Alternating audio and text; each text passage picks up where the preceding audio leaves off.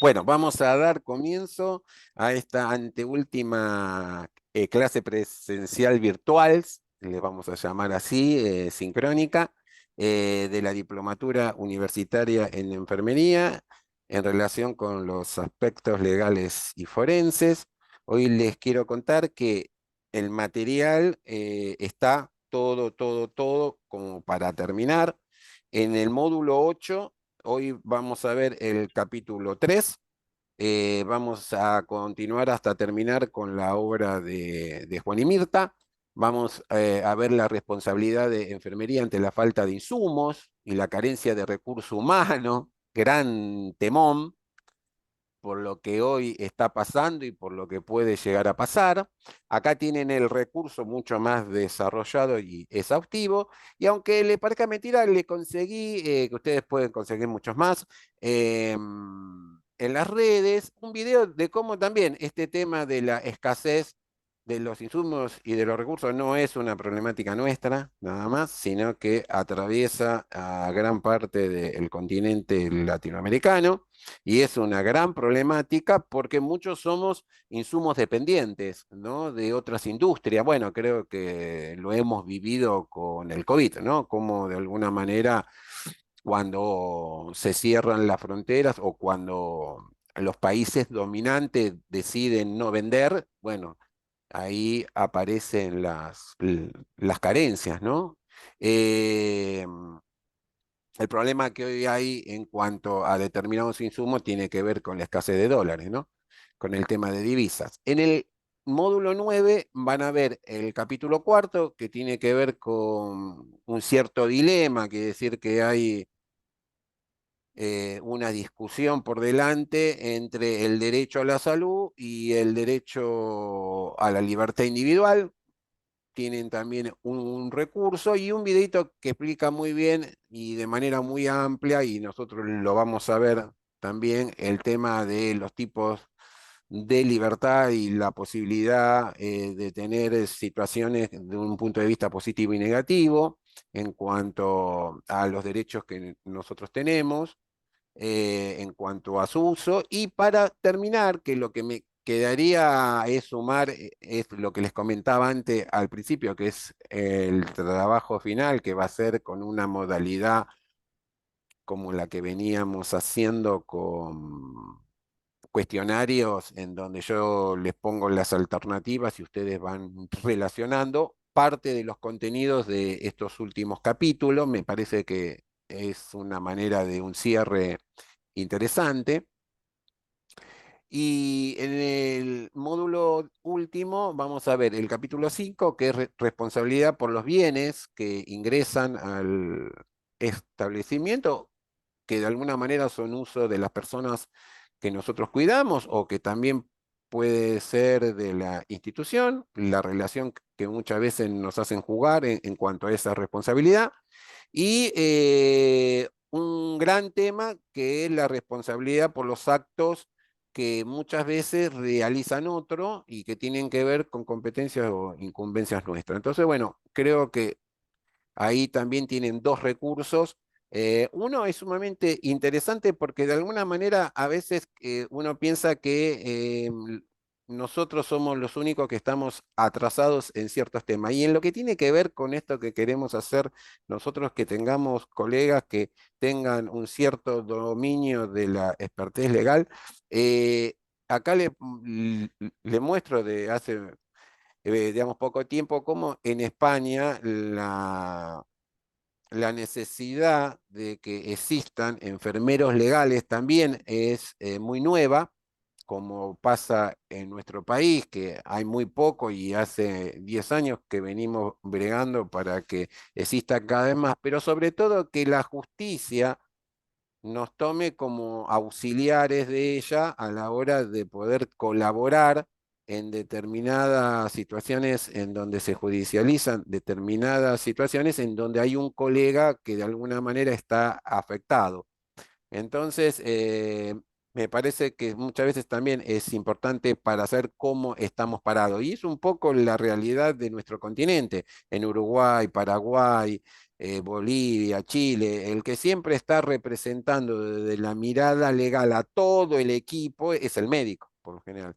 Quiere decir que por ahí del Sudamérica, quienes venimos batallando más en este tema desde el sur somos nosotros. Y por último, un recurso que tiene que ver específicamente con un gran dilema que nosotros tenemos y que lo vamos a tocar con estos actos ajenos, bueno, es la cuestión del intrusismo externo e interno, ¿no? Que creo yo que, bueno, es uno de, de las cuestiones que tenemos que tratar de resolver. Bueno, si siempre, como les pregunto, si hay alguna duda o algo sobre lo visto en el último día. Yo le subí tarde esta presentación de la clase grabada porque la subí hoy recién, pero si hay alguien que no estuvo y tiene alguna duda por el material que leyó antes, eh, no tengo problema de responder algo, ya sea sobre el consentimiento informado, que era del capítulo 2 como alguna cuestión del capítulo 1. Hola Nancy Pilar, por sumarte. Y si no hay ninguna pregunta, la podemos hacer después, no hay ningún problema. Quiero saber si este tamaño de letra, ¿ustedes lo pueden leer o les es dificultoso? No, ¿No lo leen? yo no. No, listo, listo. No hay problema. Yo nada más que te vago para Yo usarlo desde ahí. tampoco. No, no, está bien, está bien. No hay problema. Denme un Ya segundito. pasamos los 30, Sí, yo también, no, ya no veo nada. Yo porque tengo un más cerca de televisor 40 grande. No, yo porque tengo un televisor grande y me ayudo con eso. Si estuviera con la computadora me volvería loco también. Estamos todos igual, estamos todos en la misma. A ver, déjenme ver si ahí cambió o toqué mal. Ahora sí, ahora sí.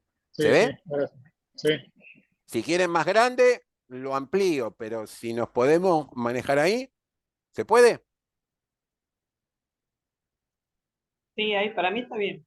Para mí también. Bueno, si todos, genial. Si no, Perfecto, perfecto. 10 puntos. Bueno, entonces, sobre este tema del capítulo 3 es importante que también ustedes, sin mencionar el lugar donde trabajan y nada, para no generar conflicto o algo, pero si tienen alguna duda o alguna situación puntual, no importa si están en la gobernanza de la institución o en la parte operativa propiamente dicha, este tema nos atraviesa a todos. ¿Sí? Entonces yo les voy a ir tirando algunas cuestiones que si les genera a ustedes alguna necesidad de que nos paremos para, digamos, para ver cómo podemos reflexionar sobre qué es lo que nos conviene hacer en determinada situación, no duden en pararme y si ven que ponen una mano levantada y yo no la veo, porque me estoy concentrando en lo que estoy diciendo, agarran el micrófono, lo abren y preguntan, ¿sí?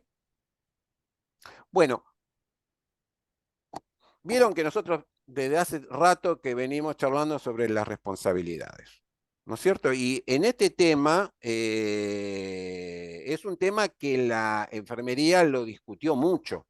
Es más, si ustedes recuerdan un poquito, cuando repasamos todas las partes de las leyes, este tema aparece en casi todas las leyes, por lo menos yo sé que hay muchos que son del interior y que están en otras provincias, pero los que son de Buenos Aires y los que son de la ciudad de Buenos Aires, en sus leyes, este tema se aborda desde en el caso de la provincia de Buenos Aires, desde el artículo 22, y en el caso de la ciudad autónoma de Buenos Aires, desde el 27. Pero para todo el país, los que siguen usando la 24.004, en el artículo 22 también coincide en ese sentido.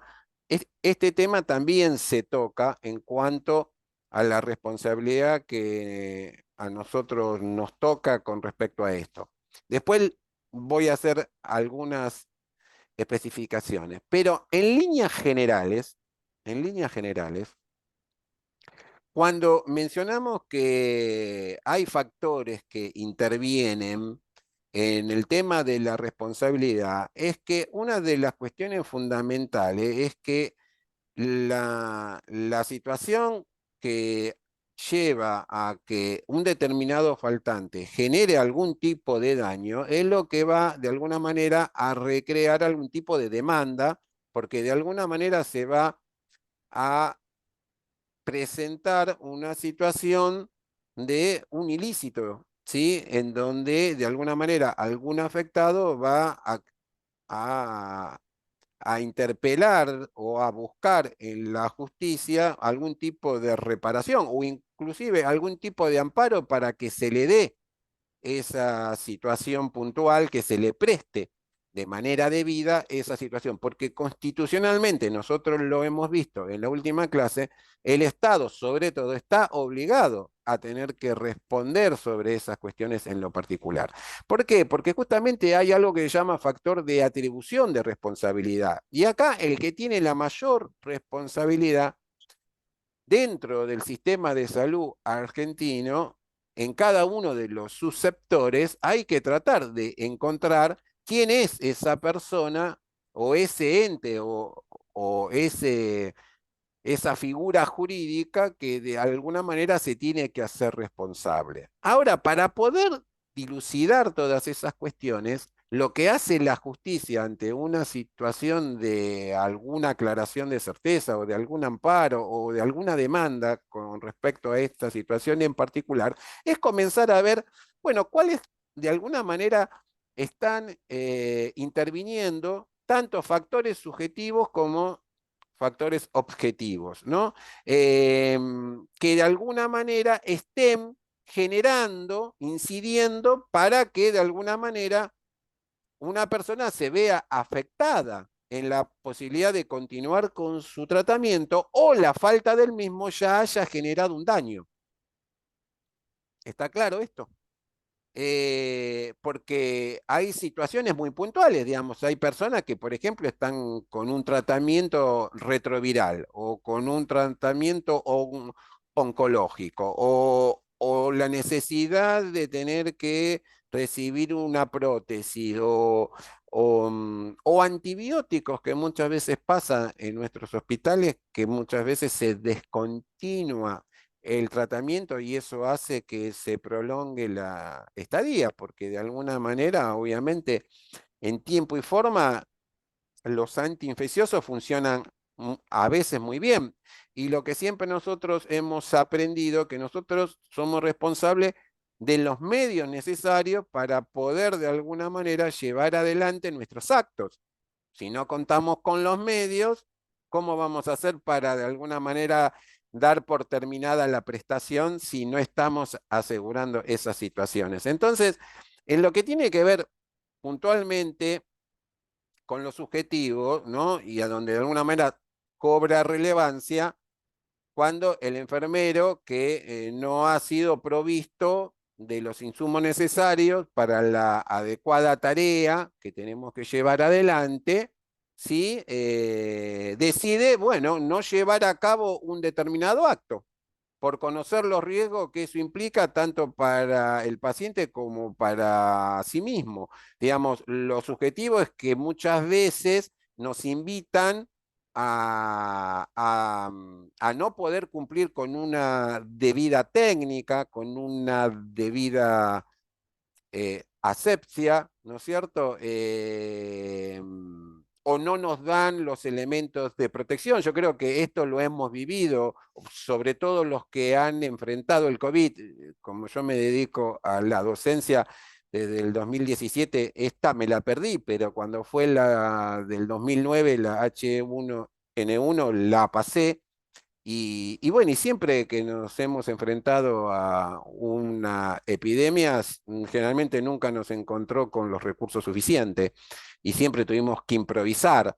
Entonces hay veces que esa improvisación te puede llevar a una situación peor. Entonces muchas veces ustedes tienen que discernir esa situación de si lo que vas a hacer sin los elementos suficientes, realmente eso no pone al otro en una situación peor o vos no corres riesgos Esto por ahí, no sé si algunos de los presentes por ahí trabaja en oncología, pero antiguamente, en los 80, en los 90, mucho de las quimio se preparaba en lugares que no se podían preparar porque era riesgoso para el personal de salud, porque se necesita trabajar con determinados elementos de seguridad. Bueno, todas estas situaciones, de alguna manera, es lo que se tiene que analizar, o si a ustedes los invitan a dar su opinión de expertos sobre esa situación, si esa actitud que toma ese colega de no realizarlo por no tener los medios necesarios, es ahí donde por su experiencia ustedes tienen que acompañar esa situación o no, por ahí decir, no, los medios estaban, no eran suficientes, pero se podía hacer. ¿Me van llevando? Esta es la cuestión de ver ciertos factores subjetivos, ¿sí?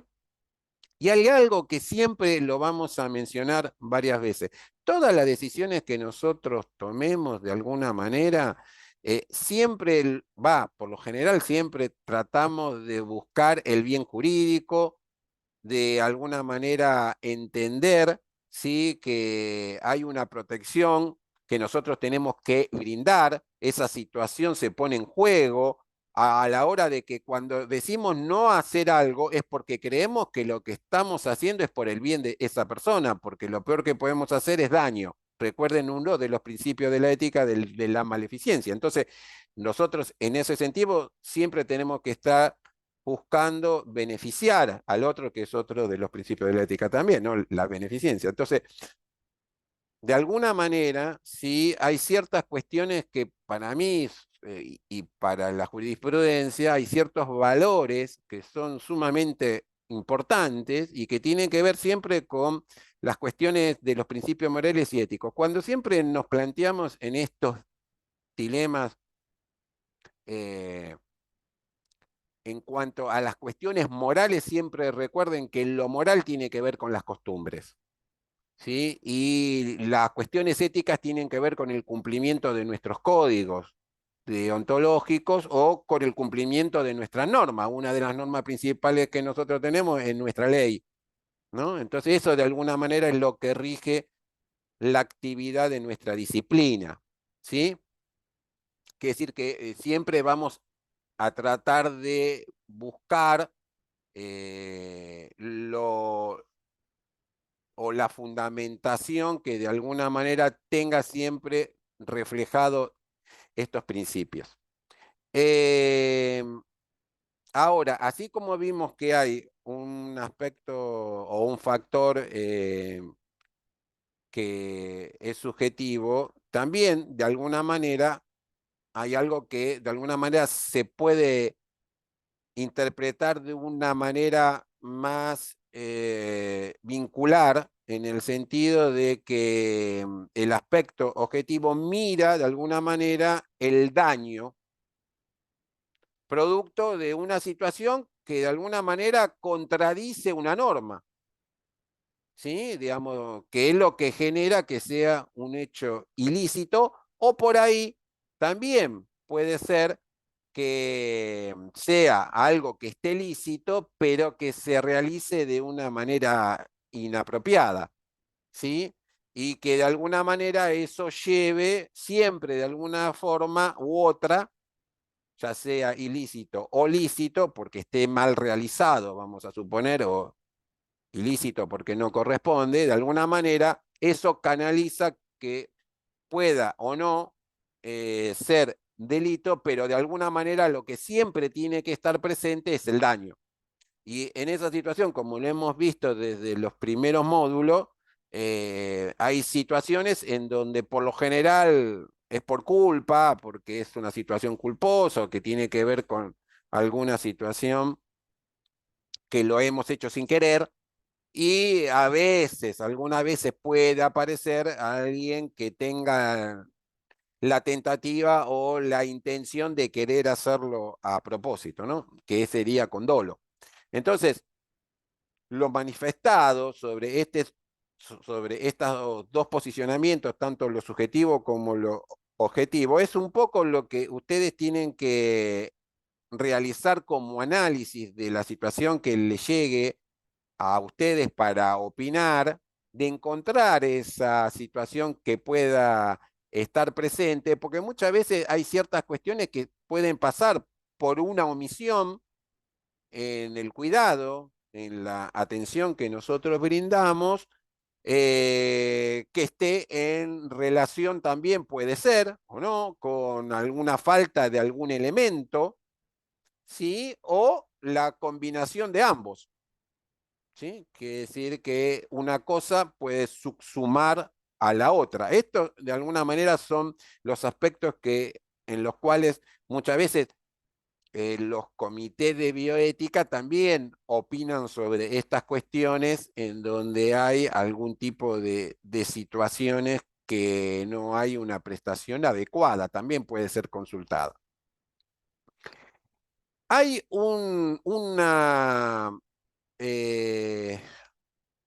se podría decir una tradición o una situación hereditaria dentro de la dimensión de, de la escritura de nuestras leyes del ejercicio, en donde se repite este párrafo que ustedes ven en el artículo 22, en este caso puntual en la obra de Mirti Juan, lo citan desde la ley 12.245 de la provincia de Buenos Aires. Creo que lo hacen a propósito, porque este artículo que está escrito tal cual como ustedes lo leen ahí, que dice, en ningún caso será imputable al profesional o auxiliar de enfermería que trabajara en relación de dependencia.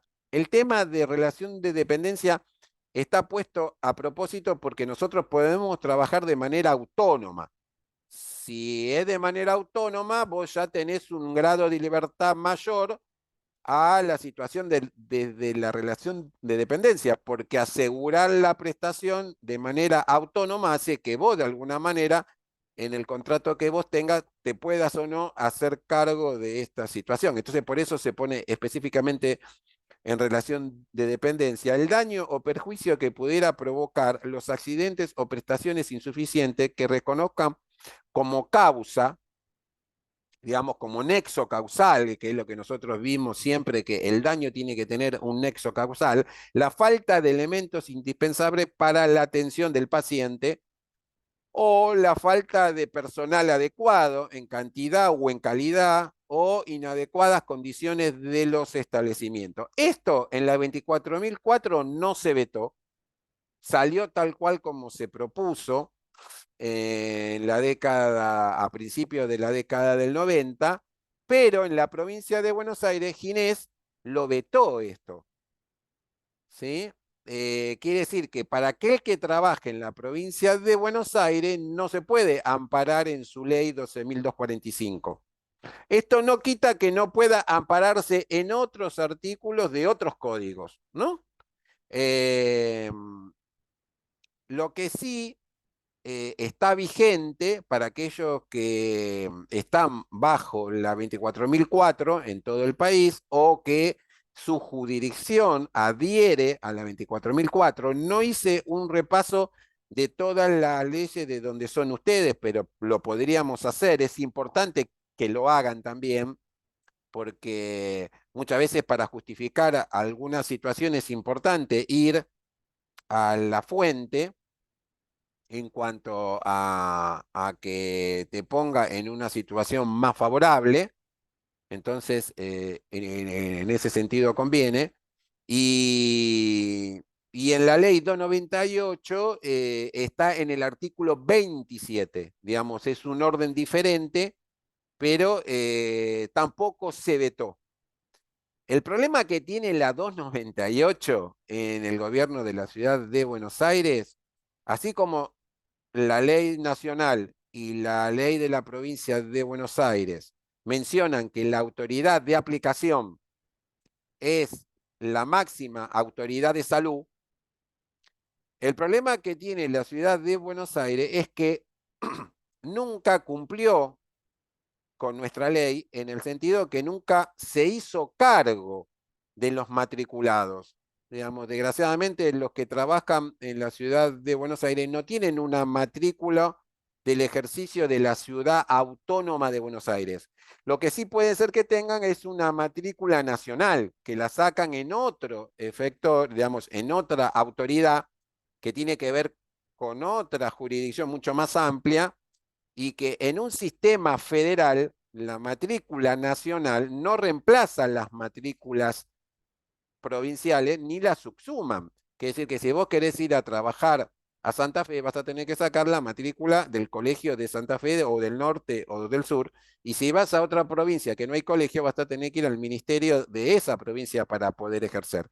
Entonces, claro, hay muchas cuestiones interesantes de las 298 que desgraciadamente no lo pudimos aprovechar en todos estos casi 23 años, porque se promulgó en el 99, en donde nos hubiera dado herramientas interesantísimas, hubiéramos superado infinidad de cuestiones, porque desgraciadamente la autoridad de aplicación que tenía que de alguna manera solicitar los padrones o hacer unos nuevos, inclusive a diferencia de otras leyes, la 298 salió con fondos genuinos, fue financiada para realizar ese trabajo y sobre todo recibió financiamiento para la profesionalización, que a diferencia de otras leyes no salieron con financiamiento. Entonces, bueno, desgraciadamente muchas veces esas son cuestiones que uno no las puede no mencionar, pero bueno, son, si bien parece que las leyes fueran iguales en todo, no lo son, porque la 294 amplía la posibilidad de gestionar servicios de salud en general. En cambio, otras leyes dicen servicios de enfermería. Es decir, que es una ley que realmente, obviamente, se lleva 10 años de diferencia con... Habíamos hecho ya un camino, habíamos aprendido ciertas cuestiones, estábamos en otra condición como para poner ciertas cuestiones, pero bueno, desgraciadamente es una ley que al no tener una autoridad en todas sus funciones, bueno, hace que muchas cuestiones, desgraciadamente, no se pueda seguir avanzando. Así que en este tema puntual, de si tenés o no tenés responsabilidad con respecto a si te falta algo, tenés que ver qué es lo que dice en tu ley y si no dice nada, no te preocupes, que te vas a poder apoyar en otras cuestiones que tienen que ver con lo que mencionaba antes de que la responsabilidad más importante la tiene el Estado o las autoridades de los lugares en los cuales vos trabajás en relación de dependencia. Un tema que no es menor es que se habla justamente de determinar en base a estos aspectos objetivos o subjetivos el grado de responsabilidad, porque lo que se está buscando es de alguna manera saber a quién se le va a imputar, contra quién voy a ir de alguna manera. Por eso es importante que entendamos qué se entiende por factor de imputabilidad, porque lo que nos tiene que quedar claro es que si bien el Estado somos todos, pero no lo gobernamos todo, hay gente que es responsable, que tiene de alguna manera por ser funcionarios, por administrar la cosa de todos, o personas que administran lo suyo dentro de lo privado, tienen un grado de responsabilidad mayor a otro que simplemente tiene que realizar ciertas tareas por las cuales le pagan, ¿no es cierto? Y que su capacidad de decidir es menor. Entonces, para la justicia, como lo dice Ameal y Cabana, una acción es imputable cuando se le puede referir a la actividad de una persona. Digamos, yo tengo que determinar si es la jefa de servicio, si es la supervisora, si es la jefa de departamento de enfermería, si es el jefe de compra, si es el director asociado, si es el director ejecutivo. ¿A quién dentro de una empresa o dentro del Estado se va a ser responsable de esa situación en particular? Y ahí es donde entra, de alguna manera, a tallar un poco lo que hoy estábamos comenzando al principio, que cuando ustedes tienen que dar fe y testimonio de estas ausencias de faltantes, de ciertas cuestiones que hace imposible que ustedes puedan desarrollar su actividad, es fundamental entender lo importante que es el registro y cómo ustedes hacen las respectivas notificaciones de esos faltantes en la cadena de mando, porque eso es lo que va a dejar en evidencia algo que es sumamente importante, que es por los cuales las pocas condenas que hay llegan, es por falta de los deberes de funcionario, porque el deber del funcionario es proveer, porque para eso planifica, para eso tiene datos estadísticos y es el que puede, de alguna manera, decidir qué es lo que se va a comprar, cuánto se va a comprar, y bueno, y todas estas cuestiones que tiene que tener claro como para que no haya carencias, ¿no? Entonces, esto es lo importante que quiero que quede firme en ustedes, esta necesidad de registrar cuando ustedes se encuentran con una situación que ponga en riesgo la salud de otros en cuanto a la actividad que tenemos que desarrollar o que pongan en riesgo la salud de ustedes. Por ejemplo, que no tengan barbijos para poder trabajar en un aislamiento, que no tengan guantes, ¿no? Que de alguna manera los precarice en una situación que se vuelva esto mucho más complejo.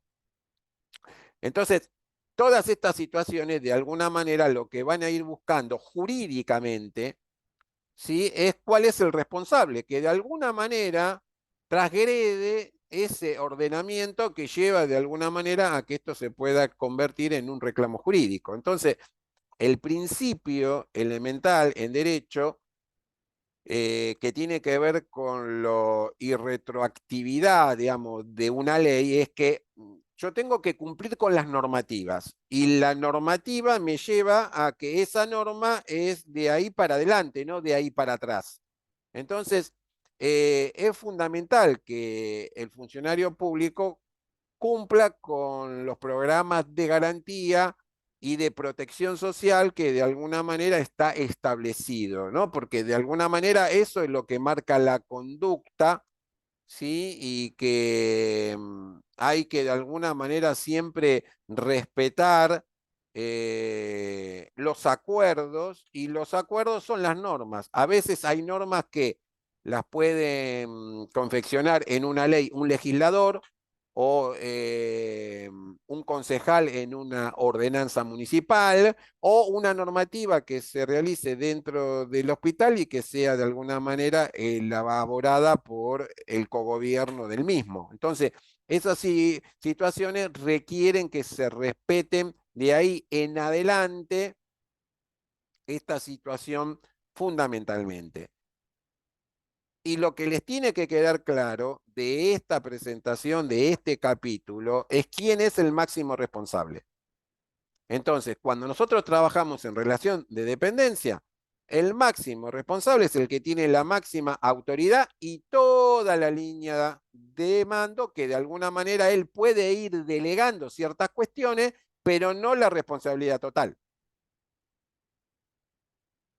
¿Sí? Ahora, lo que ese responsable se puede excusar, porque siempre van a encontrar que eso lo tienen explicado en uno de los videos que habla sobre responsabilidad de manera muy clara, que muchas veces para sacarse de encima esa situación dice, ah, yo no sabía, a mí no me dijeron nada.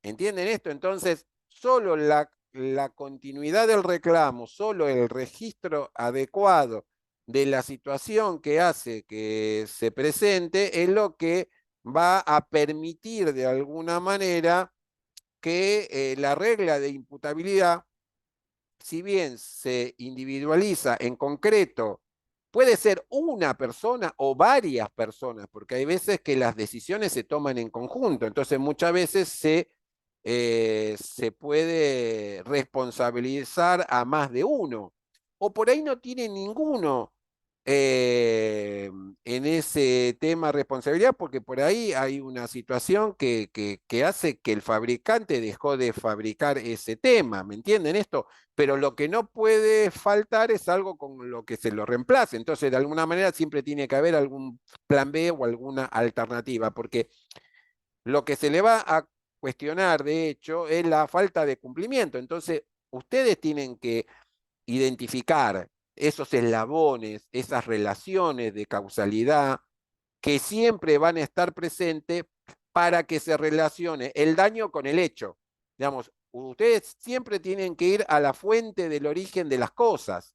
Entonces, si porque esto no se tuvo, pasó esto, porque si de haber estado no pasaba, ahí es donde ustedes encuentran la línea causal. ¿Me estoy haciendo entender o hay alguno que tenga alguna duda? ¿Les pasó que en alguna vez le haya faltado algo? Los fines de semana largo, a fin de mes, Todos los días. Sí, suele pasar, profe. claro.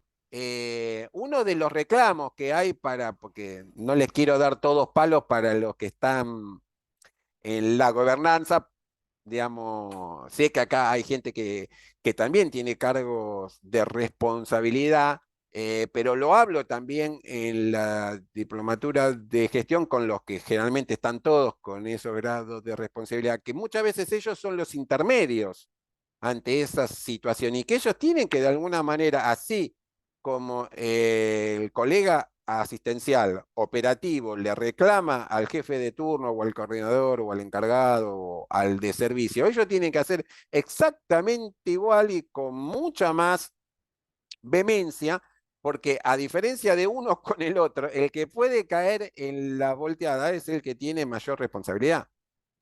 ¿No es cierto? Una vez le preguntamos en un congreso después que había pasado unos años y él ya no era ministro, a Ginés por qué nos vetó el artículo 22, porque estábamos recontra ofendidos con él. No voy a decir las palabras que pensábamos, pero... Y él me dice, lo veté porque entendí que si ustedes no se comprometen y son los que están en la primera línea, es muy probable que muchas personas se queden sin el analgésico, sin el antibiótico, sin la venda, sin la gasa, sin esto, sin lo otro. En cambio, si a ustedes los dejo en una situación de que se hagan responsables, de alguna manera me aseguro de que se insista más en que el Estado pueda estar presente, porque de alguna manera el Estado somos nosotros también a la hora de representarlo en el hecho concreto. Pero bueno, no nos conformó mucho la explicación que nos dio, pero digamos era la mirada de él en cuanto a nosotros le queríamos tirar la pelota a él, que él tenía que de alguna manera mandar las partidas suficientes como para que la cuestión, y desde ya que nosotros siempre estamos del lado de el que padece el no tener sábana, que falte esto, que falte lo otro, eso siempre estamos reclamando y que eso de alguna manera era dejar en claro el nivel de decisión que muchas veces nosotros tenemos y que no somos escuchados, digamos, hacernos responsables de esa situación. Por suerte nosotros no somos los máximos responsables, sobre todo los que están en la parte asistencial, siempre y cuando lo documenten, siempre y cuando lo documenten, ¿sí? Hay una situación que siempre pasa que los que cuando me tocó trabajar en fin de semana es ¿por qué lo de fin de semana guardan las cosas en los lockers y por qué hay tanto material guardado? Porque el que está el fin de semana sabe lo que es trabajar sin nada, porque los recursos te llegan hasta el sábado y el domingo y si es fin de semana largo, perdiste, no tenés ni cinta adhesiva. Entonces, uno va haciendo un plan de acopio como para poder tratar de que, ya que el trabajo encima muchas veces hay una carga excesiva, uno pueda tener los medios como para poder trabajar. ¿Y cuáles son las consecuencias cuando no tenemos? Y eso está mal también, porque Claro, están mal, porque están eso mal gasta. distribuidas las cosas, porque ¿por qué vas a tener para tu turno y los otros turnos que... No, obvio. Y la discusión que se genera, Oscar, si te llegan a abrir el bloque y te encuentras con materiales que no tienen que estar en tu sector, Yo porque trabajo en otros el pueden hospital pensar para la provincia, ¿no? de que es un robo, de que es un daño, ¿no? Obviamente que muchas veces asumimos situaciones complejas que no te ponen, porque no te van a entender de que lo haces para no tener que llevártelo y traerlo, como muchas veces hacemos cuando trabajamos en un público, en un privado, que hacemos de Robin Hood. Eso también es una transgresión. Pero hay ciertas cuestiones que muchas veces nosotros no nos damos cuenta de que estamos transgrediendo normas, que todo Después tiene que también hay una funcionar de una manera costumbre de diferente. acumular y guardar las cosas. Bueno, Por falta. sí, mira, yo recuerdo hace como 30 años, eh, le pido, voy con chicos a una sala y le digo a una responsable de la sala, una enfermera viejita que después se jubiló, que le íbamos a ayudar a cambiar, a bañar a todos los pacientes, si me podía dar los guantes, el algodón, para que los chicos pudieran trabajar. Te lo juro, Oscar, me dio una torunda de algodón. Yo la quedé mirando y le digo, pero esta mujer, no, porque hay que economizar para cuando no hay. Y la vieja tenía repleto el ropero, pero desbordaba de lo que había. Es más, muchas veces se le vencía, pero claro, venía con la psicosis de cuando no tenía. ¿Viste? Vaya a saber si vivió la guerra en España, qué sé yo. Claro, un día dejó el ropero abierto, los pibes entraron a meter mano, a agarrarle, vaciaron como medio, pero usándolo, ¿para qué? Nos echaron de la sala, te imaginas que esa sala no pudimos ir nunca más. Y que no es conveniente ir, como yo le dije, porque si no me vas a dar los recursos para que el estudiante trabaje, le estoy enseñando mal, porque de alguna manera, ¿cómo pone en práctica lo que se debe hacer, cómo se debe hacer y cómo marca la norma? Entonces, bueno, hay cuestiones de cultura que tenemos que, de cultura laboral, ¿no? De ponerlo sobre la mesa, y que si quieren los bloques vacíos, que es solo para poner tu ropa, bueno, tenemos que tener los materiales en el servicio y cambiar el chip y tratar de que todo funcione como funciona en muchos lugares y funciona muy bien. Las consecuencias que nosotros vemos y los tipos de daños que aparecen cuando estas situaciones se dan de manera crónica en todos estos faltantes, es que aparecen diferentes tipos de daños que pueden ser considerados estéticos, inclusive morales, emergentes, ¿sí? Y que muchas de estas situaciones, de estos daños, pueden llevar a lo que se conoce como lucro cesante por parte de la persona que sufre el daño. Voy a comenzar por el último. El tema del lucro cesante ustedes lo conocen. Es esa situación que vos dejás de ganar, dejás de lucrar, dejás de percibir a consecuencia de una situación que te ponen de una manera desfavorable, digamos. En el caso de un taxista, choca con el auto, lo chocan, no que choca él, lo chocan a él, le rompen el auto y él no puede seguir trabajando con el auto. Por eso él en su seguro tiene, de alguna manera, cuando vos asegurás tu auto, tenés lo que se conoce como un plus diario por lucro cesante, diferente al auto de un particular, que si no lo tiene de alguna manera registrado, que lo usa con un fin determinado para distribuir algo o hacer alguna actividad lúdica y no recreativa, no te lo suelen reconocer, salvo que lo reclame muy bien. Entonces, eso es lo que se habla como lucro cesante. ¿Eso se puede trasladar a nuestra actividad? Sí. Alguien te puede llegar a demandar por algún tipo de daño que de alguna manera vos en un trabajo autónomo tuyo lo fuiste a atender al domicilio y le provocás algún tipo de lesión por el cual él no puede ir a trabajar, y él eso lo puede de alguna manera demostrar, que, no sé, le aplicás una intramuscular y le dejas afectado el ciático y él no puede caminar y él te lo puede mostrar, te puede llegar a pedir una situación en ese sentido, porque él se debe a que no impedido de poder ir a trabajar, o alguna situación que prolongue la estadía de alguien en una internación y eso le haga tener que pagar esos días de más, bueno, también puede pasar. No es lo más común que nos pase directamente a nosotros, ¿no? En líneas generales, por lo menos no en la relación, bajo la relación laboral de dependencia, pero sí puede pasarle a alguien tranquilamente cuando trabaja por su cuenta de manera autónoma. Lo que sí muchas veces enfermería se puede ver afectado, sobre todo en neonatología, en algunos servicios quirúrgicos, es en el daño estético.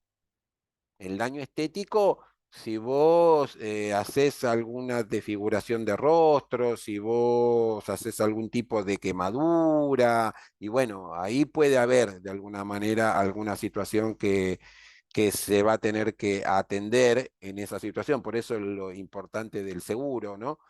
Eh, que, que en determinadas tareas uno es conveniente que pueda contar con algún tipo de resguardo, porque desgraciadamente, ya sea por una situación culposa, puede existir la posibilidad de un daño estético. Y el más difícil, y el daño emergente es cualquiera de ellos pero es el daño que por ahí es el más agudo, el que surge, el que de alguna manera se instala más rápidamente. Eso es lo que habla por lo general el daño que emerge, ¿no? El que surge en la urgencia, ¿no? En la situación inmediata. Y el más difícil de comprobar, digamos, el emergente es mucho más fácil de comprobar que el moral porque es causa-efecto. Digamos, lo hiciste vos y apenas lo haces, sucede. Entonces, vos quedás implicado, ¿no? Es una relación directa, se podría decir. Eh, que es un poco el que no le pueden comprobar todavía, por lo menos lo que se sabe hasta ahora, es a la colega Brenda de la neonatología de Córdoba, de que no le pueden comprobar el daño emergente. No se lo pueden comprobar. No hay nexo, digamos, causal que a ella la relacione con el desencadenante de la descompensación de los 5 casos de los 5 chiquitos que fallecieron. Otra situación que se puede presentar en los tipos de daño, que es más difícil también de comprobar, pero bueno, a veces se instala, es el daño moral. El daño moral puede venir a consecuencia de lo estético y de lo emergente también, pero bueno, está más en relación con aquellas situaciones que de alguna manera tienen una cotidianidad, tienen una cronicidad, tienen una relación terapéutica más larga. Y son más complejas, pero bueno, cada vez hay más situaciones que muchas veces en relación, tomen el daño moral en relación con los traumas, cómo una persona puede quedar traumatizada de acuerdo, psicológicamente me refiero, a los cuidados recibidos por parte nuestra, ¿no? Si, bueno, tiene que atravesar cuestiones que tienen que ver con la coerción, ¿no? Básicamente, o con situaciones complejas, por ahí en lo que tiene que ver con el tratamiento de las adicciones, con los trastornos mentales, con el paciente infanto-juvenil, bueno, o con las personas más vulnerables se puede llegar a encontrar más estos tipos de, Y el trato que de daño. tenían las parteras antes con las parturientas, ¿eso no es un daño moral también? Claro, bueno, hay muchas que no quisieron volver nunca más y que obviamente sí, sí, sí, que no eran solamente la partera, sino las enfermeras Claro, que las enfermeras estaban, también, claro, en cosas, ¿no? Bueno, tuvieron que sacar porque una ley. gritaban, porque le dolía.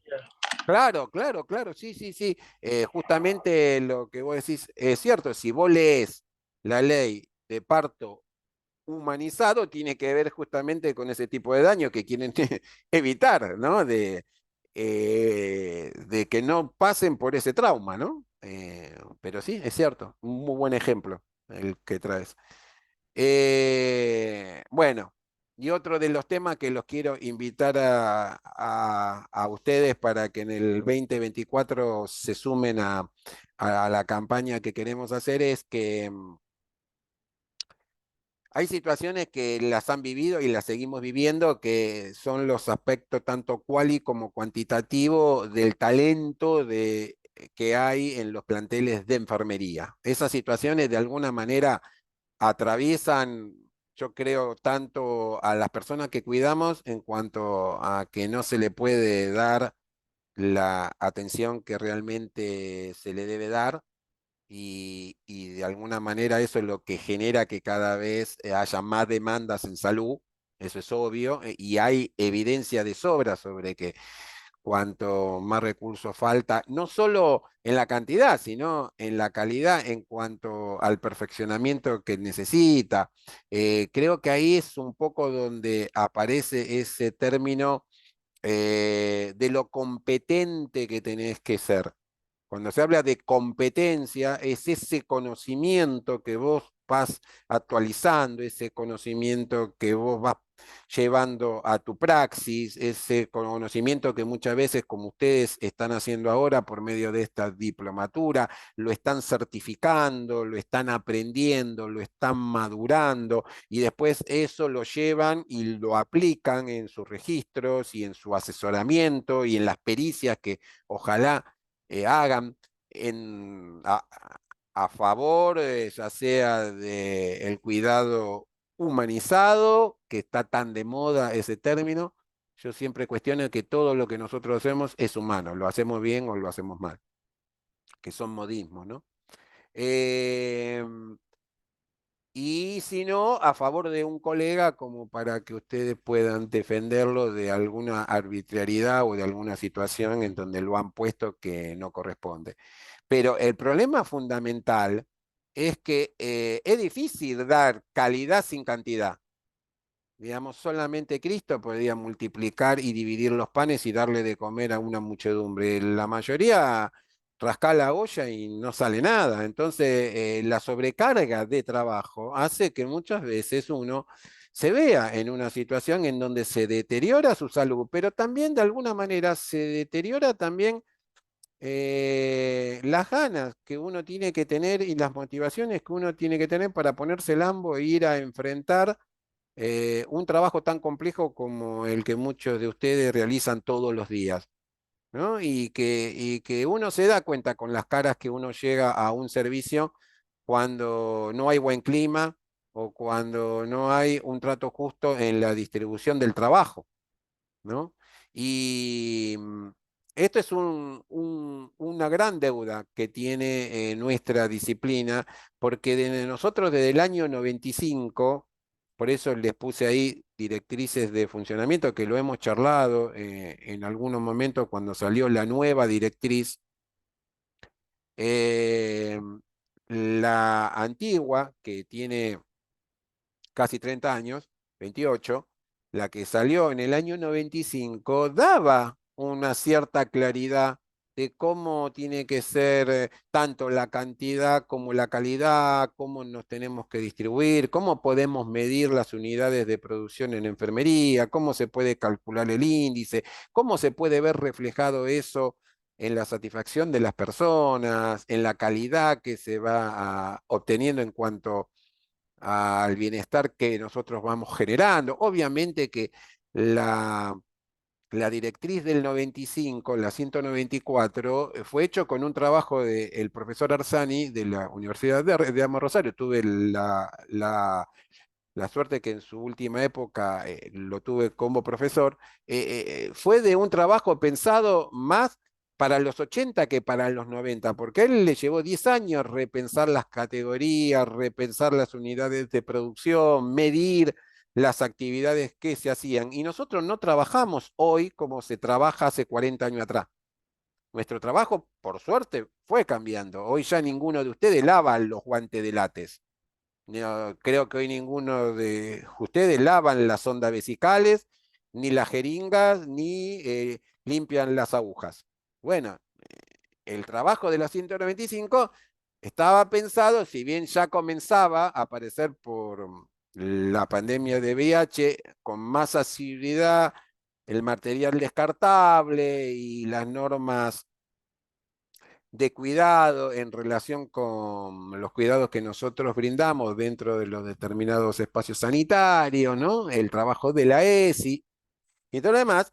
Es cierto que ese listado y esa UP de 3 minutos quedó desactualizada. Se debería actualizar. Por eso yo no digo que no está bien pensar en una nueva resolución, en una nueva directriz, pero la 938 de este año no nos deja en una mejor situación por todo lo que fuimos charlando en su momento, o pueden buscar en el canal nuestro lo que yo planteo. Hay cuestiones que nosotros tenemos que buscar evidencia y traer, si vamos a traer una nueva BATEC, que es una nueva escala traída de España, y que hacer de alguna manera un cotejo de esa situación y ponerla a ver si dentro de nuestro funcionamiento funciona, y sobre todo ajustarla a lo que realmente nosotros hacemos. Y yo creo que hoy por hoy, así como estábamos charlando recién sobre el perfeccionamiento en los registros, bueno, este tema de poder sumar cantidad, pero también sumar más capacitación en servicio, están en nuestras leyes, que es tanto un derecho como una obligación de ir buscando ese grado de competencia, porque cuando se habla de competencia se habla de conocimiento que nosotros por nuestra pericia sabemos hacer. Y la tecnología va cambiando, y obviamente que nos tenemos que ir adecuando, y ese conocimiento se va a ir cambiando por otro, con mayor evidencia, ¿sí? Cuando hablamos de incumbencias, eso tiene que ver con el título.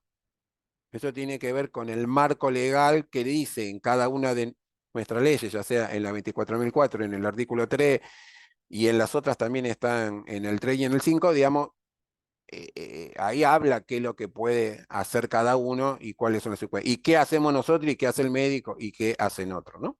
Entonces, todo eso, de alguna manera, nos lleva a la necesidad de tener que pensar. Bueno, vamos bien, son 8:15, nos da como para ir, así vamos, voy a cerrar esto para no confundirme.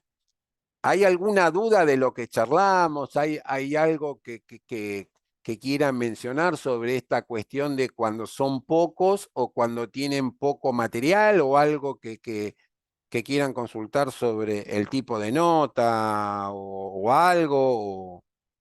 Pueden preguntar, ¿eh? Sin miedo.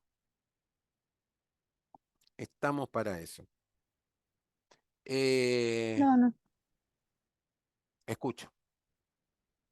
no, le decía que no. Me agregué tarde a la reunión, Ah, pero no, no tengo dudas. perfecto. Es decir, que quedamos todo en cuestión de que tenemos que analizar las cuestiones objetivas y las cuestiones subjetivas, que tenemos que entender que hay un responsable, que es el que tiene la posibilidad de decidir, y que de alguna manera nuestra responsabilidad pasa por la cuestión de que nosotros tenemos que informar siempre y repetidas veces, y cuando hay una cronología en esa situación que ustedes tienen que respetar. Y está muy bueno que digan, es la nota número 4 sobre el mismo tema, que me están faltando los guantes y no puedo, ta. O es la nota 5 o es la nota 6, digamos, siempre vayan numerando las notas.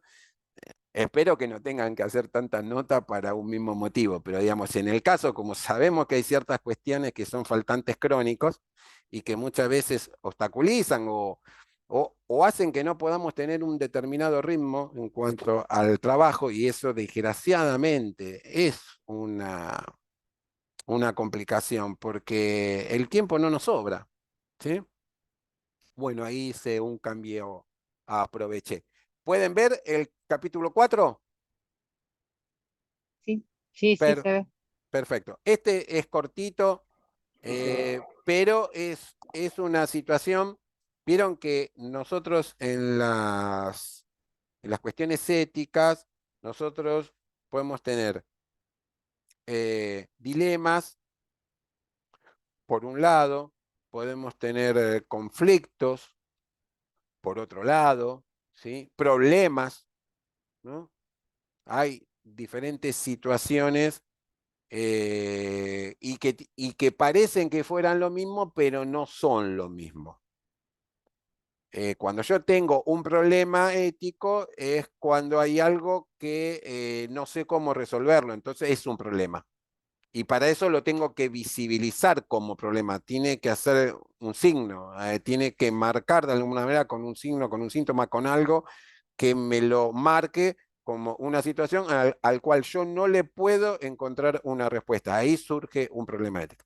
En el tema del dilema, es cuando yo estoy en una encrucijada, yo tengo que decidir con quién me quedo, con la rubia o con la morocha, digamos, ¿para qué lado voy? ¿Con qué trabajo me quedo? ¿Con este o con este? Digamos, ahí tengo dos propuestas, o tres o cuatro, las que sean, pero hay situaciones en las cuales yo tengo que tomar una decisión.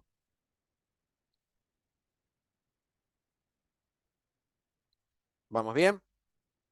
¿Sí? Entonces, el dilema, acá en lo que nos plantea Mirta y Juan, que surge y traen un tema muy crucial, que por ahí me encantaría, que creo que lo hemos tocado también en algún momento muy por encima, o profundamente, no lo recuerdo bien, sobre ciertas cuestiones que tienen que ver con lo que hemos charlado mucho sobre el derecho a la salud, que está escrito en la Constitución, en los tratados internacionales, en las convenciones, en las leyes que hemos visto, en las leyes del paciente y con una cuestión que tiene que ver con nuestro sistema constitutivo, que tiene que ver con la democracia también, que es el derecho a la libertad, es el derecho individual. Así como hay un derecho colectivo, también existe un derecho individual que tiene que ver con la capacidad que nosotros tenemos de decidir sobre ciertas cuestiones. Sobre todo sobre cuestiones que no afecten a otro y que tengan que ver con cuestiones que son propias, ¿no? Entonces, acá nos ofrece tanto Mirta como Juan meternos, ¿sí?, de lleno en una situación puntual que muchas veces pasa cuando nosotros tenemos que hacer algún tipo de recorte de situación o de limitación de alguna libertad que el otro tiene y que yo trato de alguna manera de recrearle un estado diferente, pero lógicamente con un contexto que es diferente. El tema que plantea para entender bien este tema del conflicto que pueda surgir entre el derecho a la salud y la libertad individual, para poder discutirlo, y se pueden tomar otros ejemplos también que lo vamos a ir viendo, es esta cuestión de cuando hacemos una sujeción mecánica a alguien que nosotros estamos cuidando. Por lo general, cuando nosotros vimos esta situación, que no me acuerdo ahora, quiero hacer memoria y no me acuerdo cuándo lo tocamos este tema, pero lo tocamos. Ahora no sé si me estoy confundiendo con la otra diplomatura en cuanto a calidad. No, sí se tocó el tema. Sí, ¿no? Tocamos. Sí, sí. Lo que nosotros habíamos quedado es que es una prescripción médica. ¿Sí? Digamos, no está dentro del artículo 3 nuestro, en donde nos dice qué es lo que puede hacer uno y qué es lo que puede hacer el otro. Ustedes lean todo lo que habla en ese artículo con sus índices y no hay que nosotros podemos prescribir la sujeción. Ahora, eso no significa que no la hagamos en lo cotidiano, en la situación de todos los días. La cuestión puntual es que lo que sí, cuando lo charlamos, que hay situaciones que se repiten de manera muy seguida dentro de nuestra actividad, que es necesario que el equipo de salud de la institución se anime a tomar la decisión de construir un protocolo de actuación. en cómo se debe, de alguna manera, realizar esa sujeción mecánica y cómo el médico la tiene que prescribir. Y ante qué situaciones amerita esa situación puntual. Y ahí también entra lo bioético y ahí también, de alguna manera, definir cómo, por cuánto tiempo y ta, ta, ta, ta, ta, ta, ta. Entonces, de esa manera, todos trabajaríamos con un mayor nivel de certeza a la hora de cuando nosotros realizamos nuestra praxis.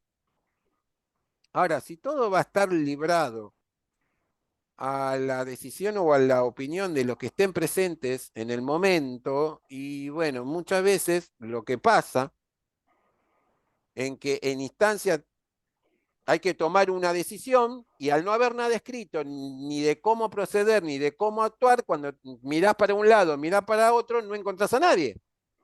No sé si les ha pasado alguna vez de encontrarse en una situación en que uno no tiene con quién de alguna manera dilucidar este tema. Y esto es importante que nosotros lo charlemos con nuestros compañeros, porque lo que se entiende es que siempre que nosotros actuamos, actuamos de buena fe y siempre es para tratar de evitar el mal mayor. Eso creo que hay que tener muy mala leche de que alguien quiera atar a alguien porque sí. Ahí ya sería maltrato, ¿no es cierto?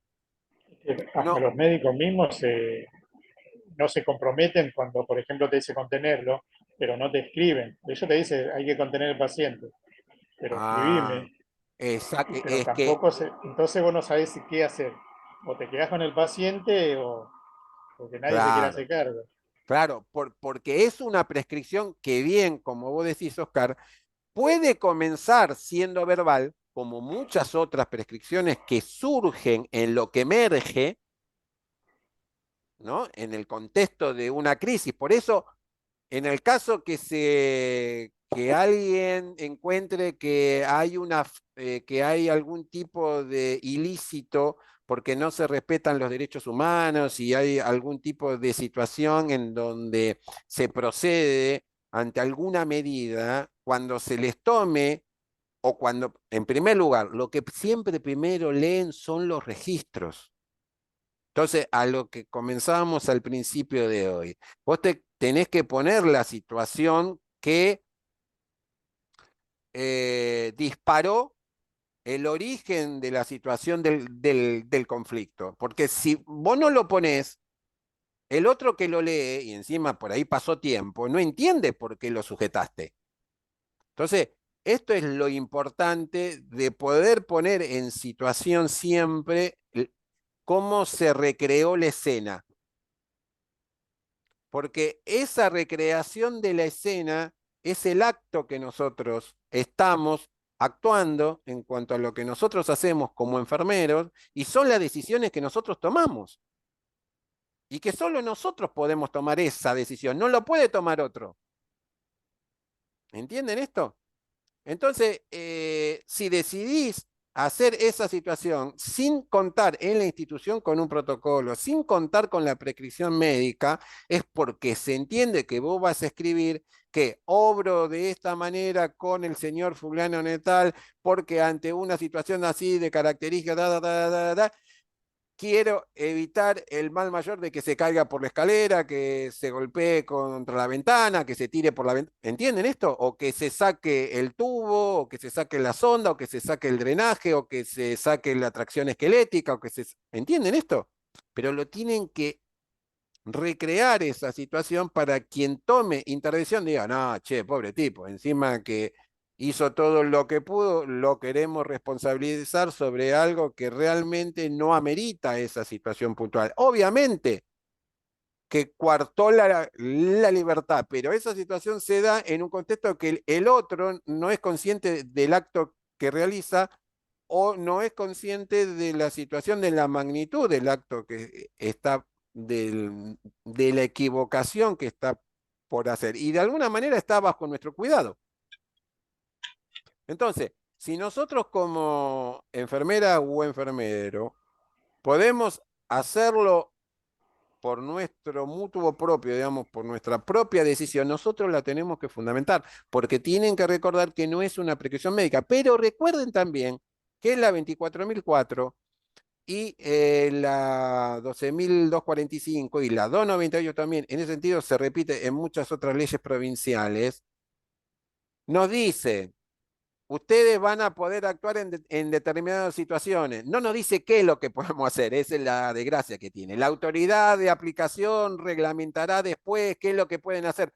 Porque desgraciadamente, no quiero decir una mala palabra porque por ahí no es académico, pero no les cuesta nada a los modelos hegemónicos de otras disciplinas darnos ese grado de certeza de decir, mira, vos vas a poder poner esto, vas a poder poner aquello, vas a poder hacer así, así, así, en esta situación de emergencia, de urgencia o de una situación que lo amerite como tal, que luego lo vas a tener que sustentar en cuanto a la valoración que realizás y los parámetros objetivos que puedas aportar. No les cuesta nada darnos, pero bueno, desgraciadamente estuvo la intención nuestra.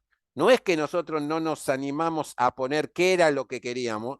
En el caso puntual de la 298, yo participé, estaba en la dirección de enfermería en el 2001. Lo que pasa es que no nos dieron bola desde la parte legal para que nos dejaran, porque los médicos muchas veces no nos dejan avanzar sobre ciertas situaciones, ¿no es cierto? En lo formal no nos dejan, pero después en lo informal nos invitan a que lo hagamos. Esa es Igual un el personal de poco... enfermería también es como que están naturalizados en hacer distintas cosas que no tienen dimensiones, por ejemplo, en lo legal. Por ejemplo, contener a un paciente. Automáticamente en la terapia entuban a un paciente o está un paciente un poco excitado, no espera que haya una indicación y automáticamente lo contienen.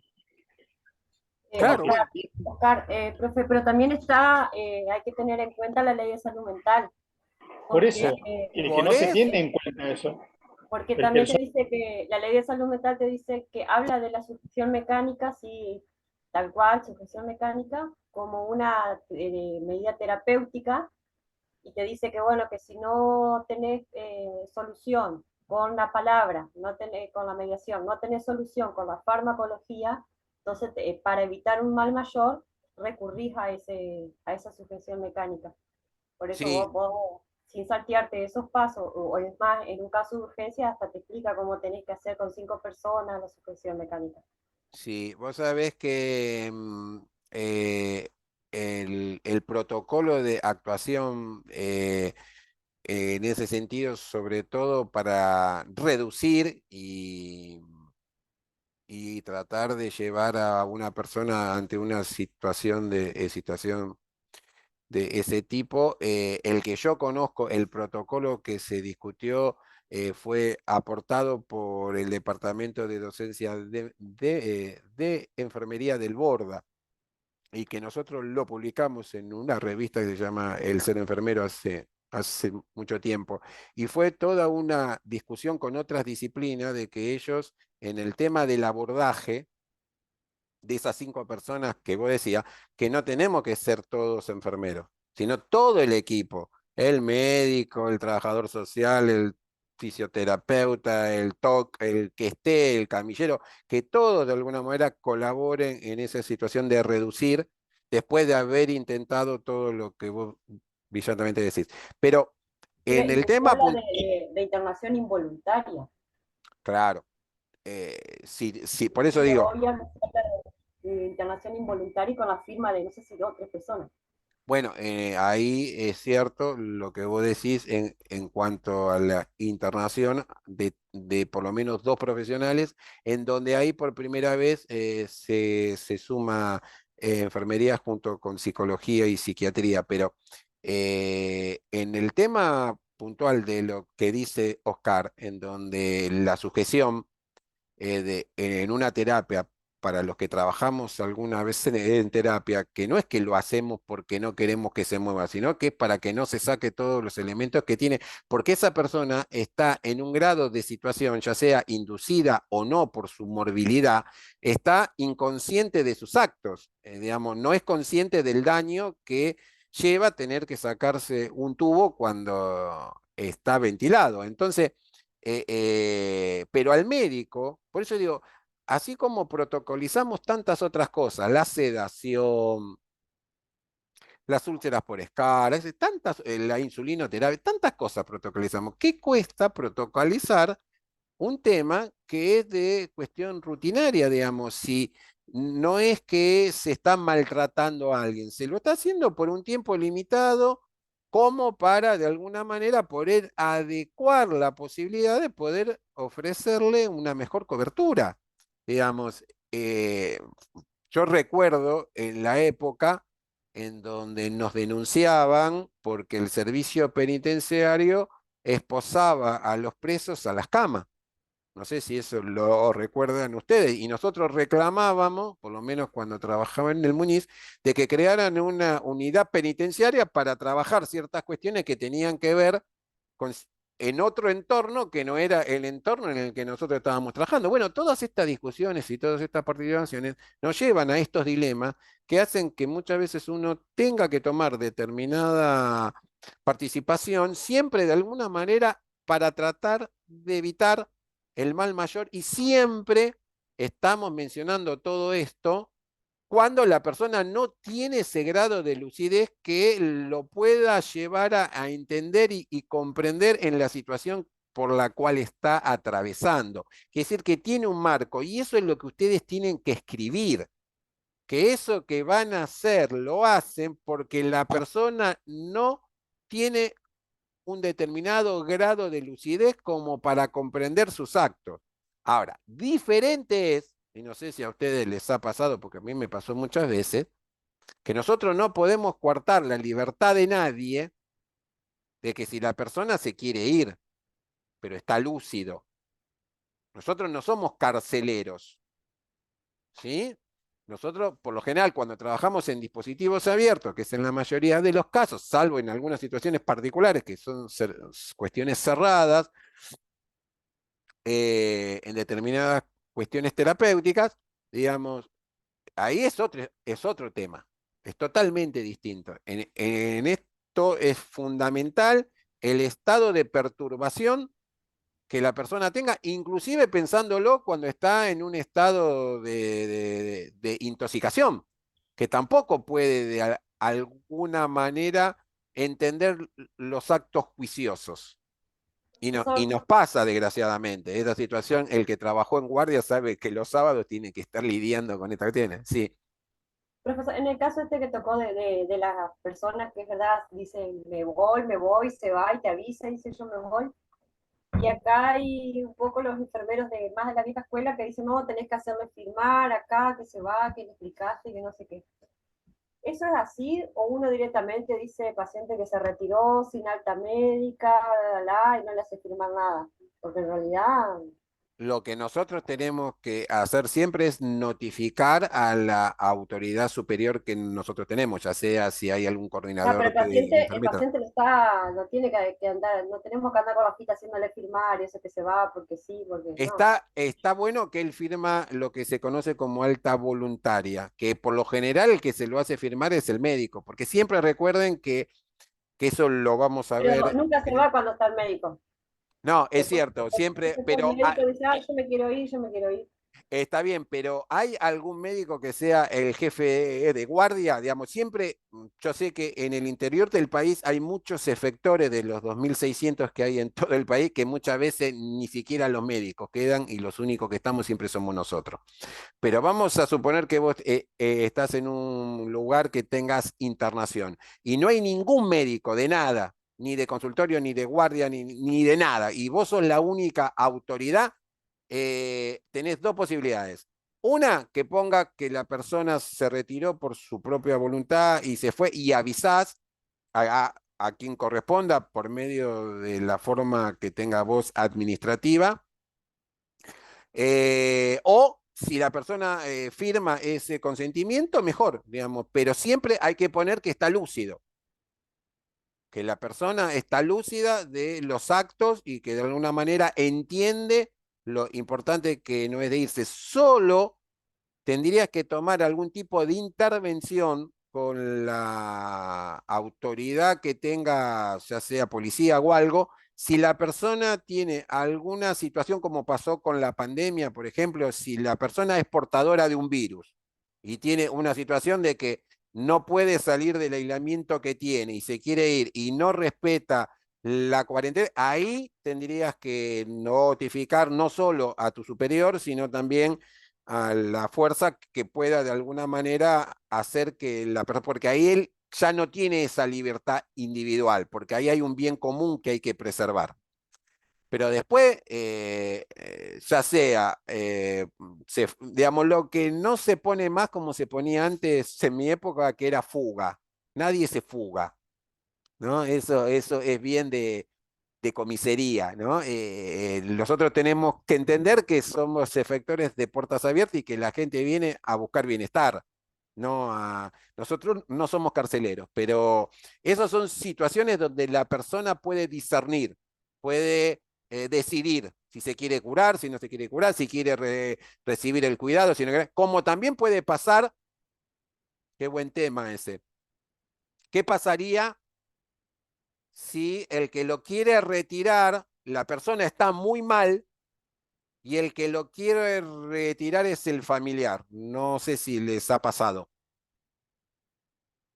A mí me ha pasado mucho que No, cuando viene un efector del interior, dice, y no están conformes a veces con la atención o porque están esperando, por ejemplo, para hacer una tomografía, a veces estamos esperando horas en una internación de la mañana a la tarde, noche, y el familiar empieza a desesperarse, yo me lo llevo a otro lado, me lo llevo acá, me lo llevo aquí al hospital, me lo llevo al otro lado, y así. O sea, a nosotros nos ha pasado mucho. Bueno, Que bueno, ahí llamamos al médico encargado de la sala o de ese paciente, y bueno, para que dialogue con el familiar. bueno, si la situación es tan grave que esa persona es oxígeno dependiente, tiene algún soporte importante por el cual se le está brindando un apoyo con inotrópicos, digamos, si es una situación y se lo quiere llevar, ahí uno tiene que avisar porque esa situación hay que evitar el mal mayor, porque uno tiene que entender que si esa persona lo saca sin los conocimientos, sin el apoyo tecnológico, la persona se muere. Entonces, eso ahí hay que ponerse más firme y que el médico de alguna manera lo tenés que hacer venir desde la casa, de donde esté, pero tiene que de alguna manera plantar ahí la situación de que, bueno, ese familiar se hace responsable y lo traslada, pero con un equivalente a la prestación que está recibiendo, porque no se puede quedar sin el oxígeno o sin los sinotrópicos y no se puede llevar los recursos que tenés vos ahí. Ahora, si la persona, si el familiar decide llevárselo a alguien, es bajo su responsabilidad. Vamos a suponer que no, que deambula, que no tiene ninguna dependencia de estar recibiendo nada por él, sino simplemente está esperando un estudio o, bueno, ahí ya es una decisión de que otros toman. Nosotros no echamos a nadie y no invitamos a nadie a que se vaya, ni recomendamos a nadie que se vaya a otro lado, ¿no? Esas situaciones las tienen que tener claro, porque si no, muchas veces los quieren meter en el tema como para de alguna manera generar algún tipo de responsabilidad. Pero no solo nosotros tenemos que pensar en que cuando tomamos una decisión de actual para evitar ese mal mayor, no es solo pensando en esa persona en sí misma, sino muchas veces tenemos que pensar también en las consecuencias que esa persona puede traer para otros, para los que están internados, ¿no? Como muchas veces ha pasado que hay situaciones que comprometen a otros, ¿no? Y también nosotros tenemos que velar por el cuidado y el entorno de otros, ¿sí? Entonces son situaciones y también resguardándonos siempre nosotros no somos Superman. Entonces muchas veces tenemos que tener en cuenta ciertas cuestiones que son de alguna manera situaciones complejas. Ahora, ¿cómo evaluamos correctamente el vicio en la voluntad del paciente si tenemos a un médico cerca de nosotros? Bueno, justamente si no lo tenemos cerca, bueno, justamente documentándolo bien en que esa situación, vieron que cuando nosotros mencionábamos la cuestión del vicio, era esa situación en donde la persona no tiene los medios suficientes como para discernir claramente. Eso es el vicio, ¿no? Como es la cuestión en donde hay algo que lo perturba y que no lo deja decidir. Y bueno, esas situaciones, lo que uno siempre tiene que buscar es la solidaridad del resto para tomar la decisión entre todos los profesionales que estén. No solo tiene que ser, digamos, enfermero, puede ser el psicólogo, puede ser otro profesional de otra disciplina, porque hay cuestiones que de alguna manera ustedes tienen siempre que resguardar y, y bueno, si pueden poner y discutir con otro la situación, bueno, eso hace que muchas veces uno plantee determinados principios, plantee determinados valores, reflexione mejor, pero muchas veces estas situaciones que son muchas veces complejas, riesgosas, muchas veces nos encuentran en una situación de mucha orfandad, ¿no? Por eso digo que te puede pasar una vez, pero la segunda vez ya tenés que estar más preparado. Por eso digo que hay situaciones que deberían la gobernanza brindarnos las posibilidades de poder discernir mejor qué es lo que tenemos que hacer en determinadas cuestiones. Que por lo menos diga, bueno, si la persona prefiere una conducta así, así, así, digamos, se quiere cortar con una tijera, con un vidrio, se quiere lanzar por una escalera, bueno, hay ciertas situaciones, bueno, hay que preservar la integridad de la persona, se actúa de esta forma. Si la situación va tratando de convencer a la persona por medio de la respuesta verbal, si se va actuando de una manera más colegiada, bueno, en primera medida vamos viendo el comportamiento y cómo esas situaciones va repercutiendo en el entorno. Hay veces que actuamos directamente o hay veces que esperamos, mediamos, esperamos que vengan otros, digamos. En estas situaciones particulares, uno siempre tiene que saber dónde está parado, no salir lastimado, no hacer que otros salgan lastimados, que en lo mejor de los casos la persona no, no, no consiga concretar el intento de el mayor daño que se pueda hacer. Entonces, el valorarlo y el registrar si la persona está con pérdida de su temporalidad, ¿sí? De su espacio, el carácter que toma, si es pasivo, si es violento, si es melancólico, si es excitado. Digamos, esas cuestiones llevan a que uno de alguna manera pueda ir describiendo determinados cuadros que pueden ser más o menos depresivos, más o menos violentos. Y bueno, eso es lo que uno tiene que intentar plasmar en los registros, ¿no? Como para que otro, si analizan nuestro comportamiento, lo puedan interpretar mejor. Porque de alguna manera nosotros tenemos un compromiso, asumimos compromisos, ¿sí? Y nos interesa de alguna manera preguntarnos, ¿podría uno de nosotros, una enfermera, un enfermero, sin ser un experto, eh, interpretar el grado de peligro o de consecuencias que las personas que nosotros cuidamos? Y sí, yo creo que podemos valorarlo.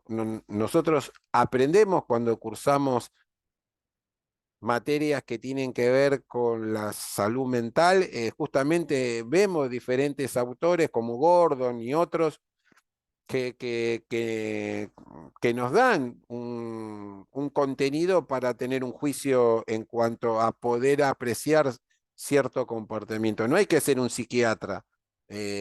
Lógicamente que el psiquiatra y el psicólogo y otros son mucho más expertos, pero digamos, hay ciertas cuestiones que nosotros las podemos valorar, y lo que vamos a valorar siempre es que vamos a priorizar el valor de la vida, porque de alguna manera es el que tiene el mayor valor.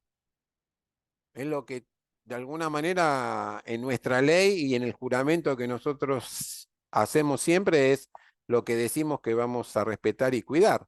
Entonces, bueno, que si algún mal menor de nuestro accionar se pueda llegar a producir en determinadas circunstancias, seguramente que vamos a ser comprendidos, porque lo que hemos evitado es obviamente una situación que muchas veces puede hasta resultar irreparable, ¿no? Que no se puede volver atrás. Entonces, estas son situaciones que yo creo que tiene que ver con esta cuestión que tenemos que decidir, y a veces tenemos que decidir muy rápidamente. ¿No? No es que nos podemos tomar 2 días para ver qué hacemos, no, tenés que decidir ya. Entonces, bueno, hay situaciones que pueden ir desencadenándose lentamente con el correr del día, y hay otras que te explotan en la cara.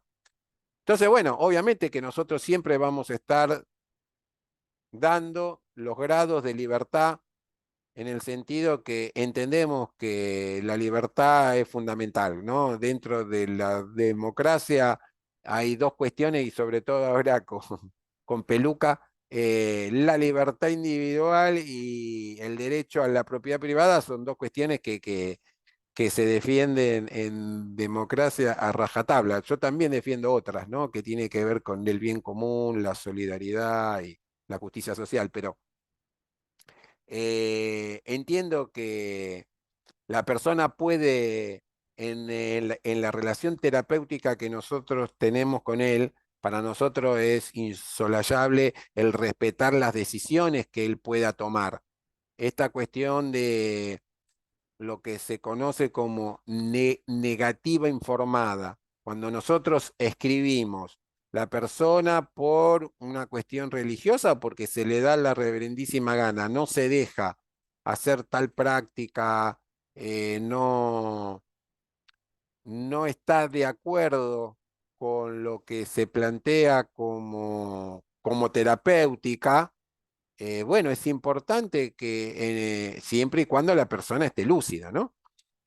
Bueno, hay que respetar esa situación puntual, y esa negativa informada se tiene que de alguna manera notificar a quien prescribió esas, esas técnicas. Y es lo que nosotros hacemos, no, no sometemos a nadie por la fuerza a hacerle algo.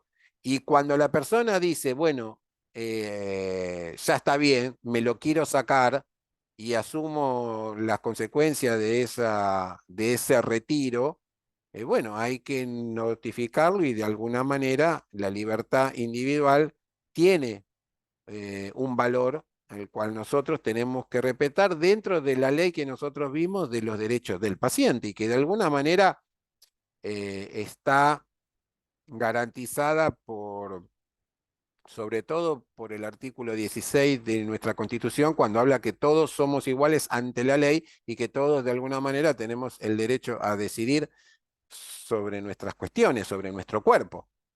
No, no, no son otros.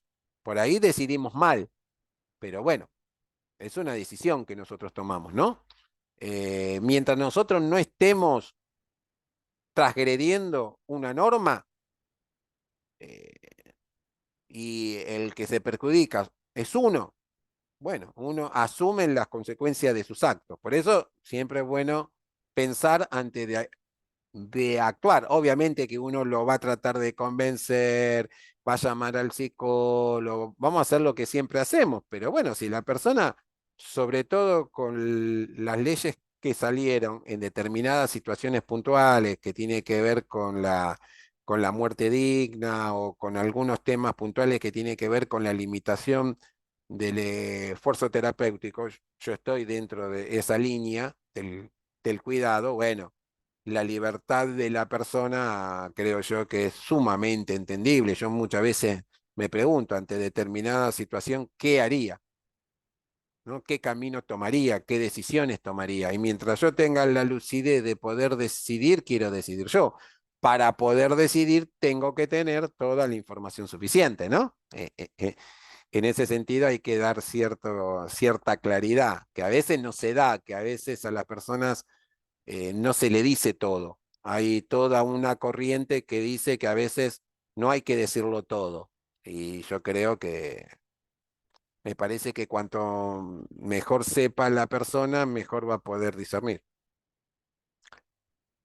Existen otros modos de coartar también esto que estamos mencionando sobre la libertad individual, eh, que de alguna manera se puede manifestar dentro de lo que no importaría de delito de la privación de libertad de una persona dormida o inconsciente o de un bebé, digamos. Hay ciertas situaciones particulares, obviamente que en ciertas situaciones dice, el dolo consiste en obrar con conocimiento de la ilegalidad de la conducta sin ser necesario propósito específico alguno.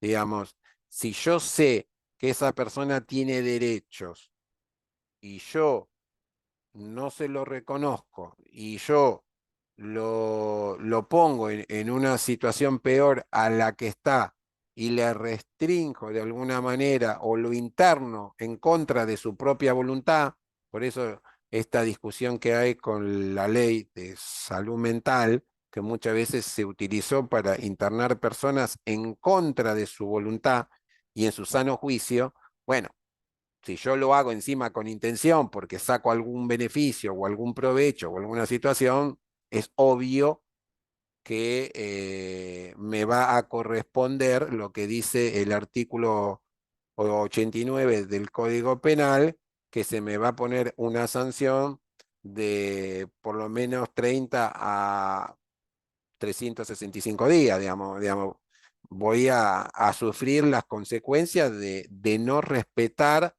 de alguna manera lo que dice, lo, lo que dice la ley, porque estoy de alguna manera impidiendo la libertad o haciendo una coerción sobre la libertad de alguien. Por eso, si una persona lúcida dice que se quiere ir, yo no lo puedo retener en contra de su voluntad, porque estaría cometiendo una transgresión al artículo 89. Por eso, de alguna manera, de buena manera, le pedimos que firme, y si no quiere firmar, listo, no hay ningún problema. Nosotros ponemos que la persona se retira por sus propios medios y que está lúcida como para entender los riesgos que corre. ¿Qué van a hacer? No hay otra, pero tampoco puedo